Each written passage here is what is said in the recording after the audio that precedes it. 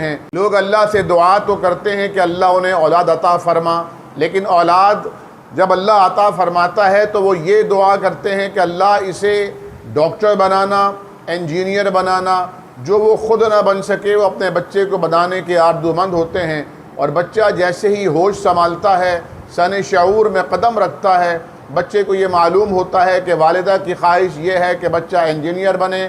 والد کی خواہش یہ ہے کہ بچہ ڈاکٹر بنے۔ بچے کی ابھی اتنی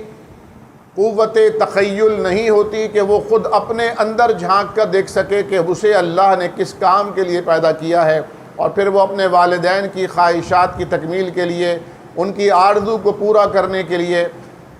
الفاظ کو، کتابوں کو، اسباق کو رٹنے میں لگ جاتا ہے۔ اور پھر جب وہ اس مقام پر پہنچتا ہے، جب وہ ڈاکٹر بھی ہوتا ہے، انجینئر بھی ہوتا ہے، تو کولو کے بیل کی طرح وہ صبح سے شام اور شام سے صبح کرتا ہے۔ نہ اسے اپنا مقصد حیات یاد رہتا ہے، نہ یہ یاد رہتا ہے کہ اللہ نے اسے پیدا کیوں کیا، نہ یہ معلوم ہوتا ہے کہ وہ دنیا میں آیا کیوں تھا، دنیا میں کر کیا رہا ہے۔ چلو تم ادھر کو ہوا ہو جدھر کی، جس طرف کا دنیاوی اسکوپ نظر آ رہا ہو، اس میں تھوڑا سا مال اور روپیہ اور پیسہ نظر آ رہا ہو، اس جانب کا سفر کرانے کے لیے والدین اپنے بچوں کو لجھاتے ہیں، رجھاتے ہیں اور سمجھاتے ہیں، اور بچے اپنے والدین کی خواہشات پر پرسنٹیج بڑھانے کے لیے، اسکور نمبرز بڑھانے کے لیے، اور الفاظ کو رٹ کر میڈل اور تمغے اور کپس لانے کے چکر میں نہ صرف یہ کہ اپنی دنیا میں آنے کے مقصد کو بھول جاتے ہیں، بلکہ دنیا میں جس نے بھیجا ہے اس خالق کو بھی بھلا بیٹھتے ہیں۔ کیا کہیں احباب، کیا کارے نمایاں کر گئے، بی اے کیا، نوکر ہوئے، پینشن ملی اور مر گئے، اور پھر جب تختی لگتی ہے قبر کے اوپر،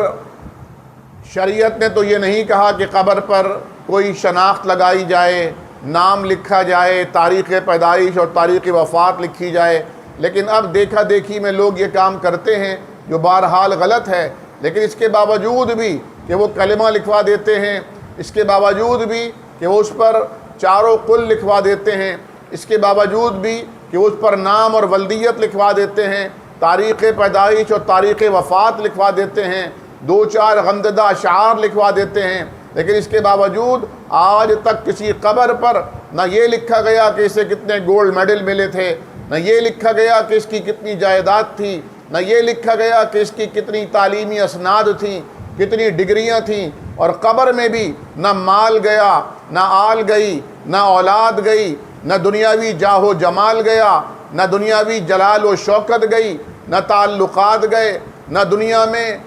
دنیاوی وسائل کے اعتبار سے کوئی آلات گئے۔ دنیا سے اگر قبر میں کچھ گیا تو یا تو وہ جسم گیا، اس میں کبھی روح رہا کرتی تھی، کبھی یہ جسم جیتا جاگتا توانا ہوا کرتا تھا، یا پھر قبر میں وہ اعمال گئے جو یا اچھے اعمال تھے یا برے اعمال تھے۔ نبی کریم صلی اللہ علیہ وسلم نے فرمایا تھا، اذا مات الانسان انقطع عنہ عملہ، جب انسان مر جاتا ہے دنیا سے اس کا تعلق ٹوٹ جاتا ہے۔ پہلے وہ کسی کا باپ تھا، کسی کے بیٹا تھا، کسی کا شوہر تھا، کسی کی بیٹی اور بیوی تھی، ان کی ذمہ داریاں تھیں، ان کے معاملات تھے، تعلقات تھے، لیکن اب وہ دنیا سے جانے کے بعد سارے رشتے اور ناطے اور تعلقات توڑ کر، سارے ذمہ داریوں سے منہ موڑ کر، سارے مشاغل سے تعلق توڑ کر اب جب قبر میں گیا ہے تو اب اس کے ساتھ صرف اس کے اعمال ہیں، یا تو وہ اعمال جو وہ خود دنیا میں کر کے گیا، اس نے اگر سبحان اللہ کہا تھا، الحمدللہ کہا تھا، اللہ اکبر کہا تھا، لا الہ الا اللہ کہا تھا، اللہ اکبر کہا تھا، لا حول ولا قوت الا باللہ کہا تھا، اللہ کے ذکر سے اگر زبان اس کی تر رہتی تھی تو یہ اذکار اسے فائدہ پہنچائیں گے۔ اگر وہ قرآن کی تلاوت کرتا تھا، قرآن کریم سے تعلق رکھتی تھی، قرآن کریم سے محبت کا رشتہ استوار رکھتی تھی، اپنی صبح کا آغاز قرآن کی چند آیات کی تلاوت سے کیا کرتے تھے، اپنی زندگی اور اپنے دن کا اختتام رات کے وقت سونے سے قبل قرآن کی چند آیات کا لازمی اہتمام، تلاوت کا، تفہیم کا، تذکیر کا کیا کرتے تھے، تو یہ قیامت سے قبل ہی اللہ تعالیٰ قبر کے اندر ایک ثواب قرآن ثواب کی شکل میں، مجسم انسان کی شکل میں، اس کے دل کے بہلاوے کے لیے، تنہائی کو دور کرنے کے لیے، وحشت قبر کو آسان کرنے کے لیے، قبر کے باغیچے کو خوشنما بنانے کے لیے آثار اور شکل اور تجسیم اختیار کرے گا۔ لیکن اگر یہ کچھ نہ تھا تو اب دوسرا سلسلہ نبی کریم صلی اللہ علیہ وسلم نے فرمایا، وہ علم جو نفع دینے والا علم ہو، وہ اس نے اپنی اولاد کو سکھایا تب، وہ اپنی زبان سے کسی دوسرے کو بتایا تب، وہ کسی نسل انسانی میں منتقل ہوا تب، یا اللہ کے فضل سے اگر کسی کو اس نے اچھی بات بتائی، اس نے اس پر عمل کیا، تو یہ بھی اس کے لیے ایصال ثواب کا ذریعہ بنے گا، صدقہ جاریہ کا باعث بنے گا، یا ولد صالح یدعو لہ، یا وہ نیک اولاد، نیک اولاد، نیک اولاد۔ پہلے میں نے عرض کیا کہ اولاد جو بھی کسی گھرانے میں پیدا ہوتی ہے وہ نیک ہوتی ہے، سلیم الفطرت ہوتی ہے، مسلمان ہوتی ہے، اللہ والی ہوتی ہے، وہ پیدا ہوتے ہی نہ مجرم ہوتی ہے، نہ ظالم ہوتی ہے، نہ فاسق ہوتی ہے، نہ اسے گالی دینا آتی ہے، نہ اسے حسد کرنا آتا ہے، نہ اسے غیبت کرنی آتی ہے، نہ وہ مال کی حریص ہوتی ہے۔ اللہ اکبر، وہ تو کچھ لے کر بھی نہیں آتا لیکن مسکراتا ہوا آتا ہے، اس کے پاس کچھ نہیں ہوتا لیکن اطمینان ہوتا ہے، وہ ایک پیسے کا مالک نہیں ہوتا، ایک لنگوٹ خود سے خرید نہیں سکتا لیکن اس کے چہرے پر اطمینان ہوتا ہے، جب وہ سوتا ہے تو پرسکون نیند سوتا ہے۔ اللہ اکبر، لیکن انہی والدین نے اس صالح اولاد کو خراب بنا دیا۔ ماہرین نفسیات یہ کہتے ہیں،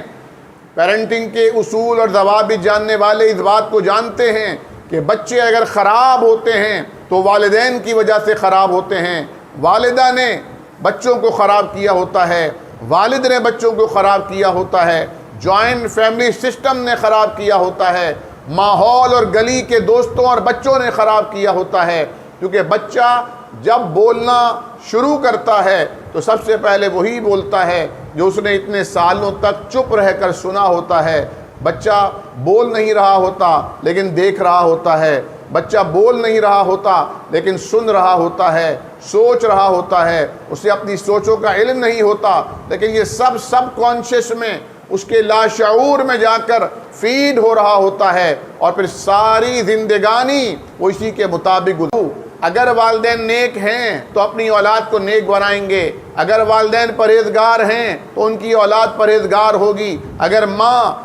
اپنے بچے کو دودھ پلانے سے پہلے اپنے جسم ہی کی نہیں، اپنے دل کی بھی، اپنے قلب کی بھی، اپنے ذہن کی بھی، اپنی فکر کی بھی، اپنی روح کی بھی، اپنی زبان کی بھی طہارت کا، صفائی کا، نظافت کا اور پاکیزگی کا خیال رکھے گی تو بچے کی پروان بھی، بچے کی پرداخت بھی، بچے کی نشو و نما بھی انتہائی پاکیزہ ہوگی۔ لیکن اگر ماں موبائل ہاتھ میں لے کر اسکرین پر نظریں جما کر اپنے بچے کو فیڈ بھی کرا رہی ہوگی، اپنے بچے کو ہاتھ سے کچھ کھلا بھی رہی ہوگی، تب بچے کے ذہن میں وہی چیزیں چلیں گی جو ماں خود دیکھ رہی تھی یا ماں اپنے بچے کو دکھا رہی تھی۔ ماں ذریعہ ہے تعلیم کا، ہنر کا، فکر کا، معاملات کی اصلاح یا معاملات کے بگاڑ کا، فکر کا، انسانی ذہن کی تشکیل کا۔ ماں انتہائی اہم ترین سورس ہے۔